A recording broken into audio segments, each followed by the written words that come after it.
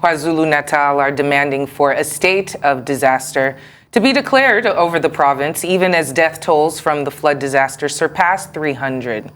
African Affairs Analyst Mark Bichachi joins us now for a quick update on the situation. Thank you so much for joining us this afternoon, Mark Bichachi. Can you give us an update on what is currently going on with this disaster? Well, what is going on is the death toll has been confirmed to hit over the 300 mark. We also have confirmed that they are expecting there to be a higher death count as search and rescue operations continue. What is also on the horizon is the fact that the rain is expected to continue pouring down on KwaZulu-Natal moving forward. We're waiting to see what other statements President Ramaphosa will come up with after visiting the area, whether he will say it is a disaster or not. But yes, indeed, the situation is dire. You've got disruption with schools and the port, and other economic activities have grown to a standstill. And therefore, the people of Durban are in dire straits as they wait to see what their government will do. Well, Mark, can you give us more details about relief efforts? Because we understand that the local government has asked private and religious institutions to assist with emergency relief operations, and have also requested help from the South African National Defence Force to provide aerial support. Have these calls been honored? Well, this is part of the reason why we see that President Ramaphosa is being asked by the Durban government to declare the issue a national disaster, because when he does, it will release a lot of state resources to the disaster area. Number two, yes, indeed, they have called for help from churches and other NGOs, and the reason they have done so is simply because with the cutoff of the different modes of transportation, bridges have fallen out, roads have been wiped away. So just accessing these different areas is very difficult for them. So they do need a lot of aerial surveillance, but they also need a lot of local help from the churches, the NGOs, and other institutions that exist within the area to not only just help in search and rescue, but also in giving shelter to people, in helping people who are in dire straits to move, in ensuring that also the places where flooding has occurred and mudslides have occurred,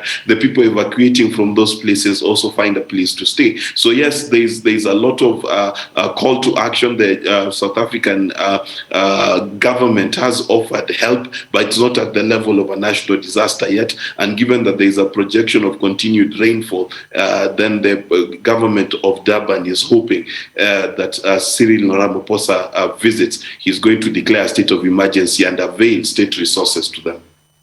Well, we are hearing reports that some government officials have described the disaster as a force of nature, but there are those who would argue that it was due to poor drainage and badly built houses in low-lying areas that led to such a very high death toll. Can you tell us more about that?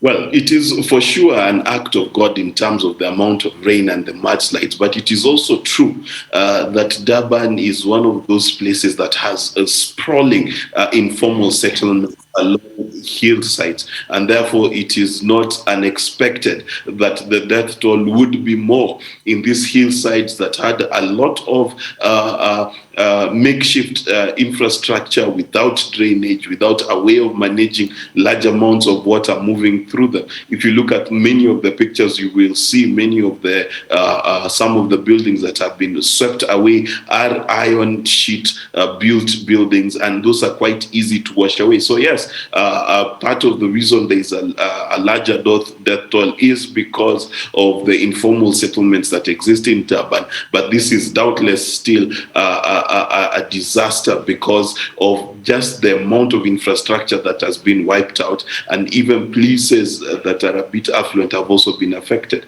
So the death toll is affected by the informal settlements, but it is not the only cause of the deaths. It's such a high death toll and such a sad tragedy to even have to discuss, but how are the residents of the affected community feeling? The resettlement efforts, how do they feel about the way that the government is responding, even though it hasn't been declared a disaster yet? I think everybody is in shock, and the political undertones are quite quiet. There is no disquiet yet that's in any significant sense, which is strange for South Africa, because by now you would hear a lot of politics about it.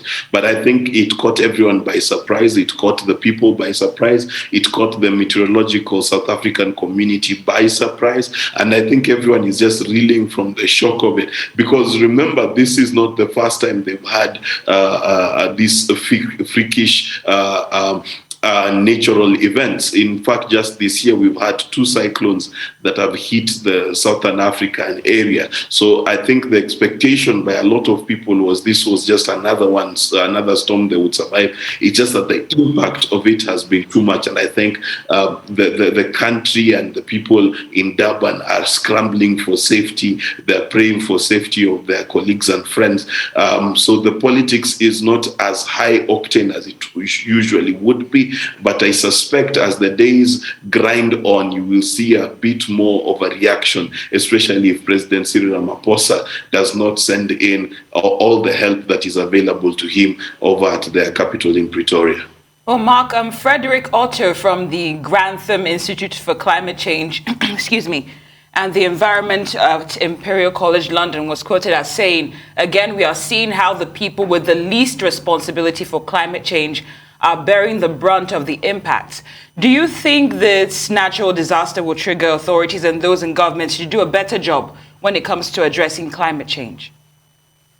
Yeah, well, you see, here's the difficulty, and you said this before. Yes, a number of climate watch organizations have declared that these particular incidents would have been less severe were it not for climate change. So definitely there is a link to climate change. But let's not forget, within the political class of the world and the lobbyists in the West, there are people who still push for climate change denialism. So whether this will change the minds of those in the West because of us in Africa generally paying a higher price than the West does, yet the West did most of the damage. As to whether that is going to change the plans, that remains to be seen, because there needs to be obviously a push to contain climate change, because if we do not, and especially as African countries, if we do not push for this change, then we will bear the brunt of the damage of climate change, and it will affect already struggling economies. So yes, the conversation needs to be had,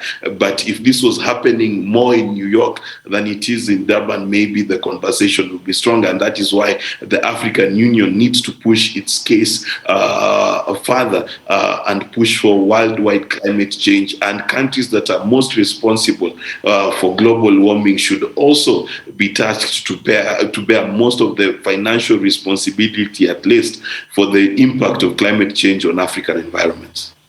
And talking about the damage from this flood disaster, we are hearing reports of looting in Durban. What more can you tell us? Well, this is almost South African tradition. Whenever there is crisis, there will be looting. It's not at the scale we saw last year when they were complaining about the pandemic. Let's not also forget that there have been warnings of more rain, so people are more concerned about getting safe. So it's not at the scale it was last year. The Eastern Cape has also been warned about more rainfall. So it's not, I do not expect that it will get to the scales we saw last year when the army had to be called out and it was a big, massive looting spree. But yes, this is expected given the traditional outlook to how South African residents react to such situations. Well, Mark Bichachi, thank you so much for joining us this afternoon, and we wish you all down there the best.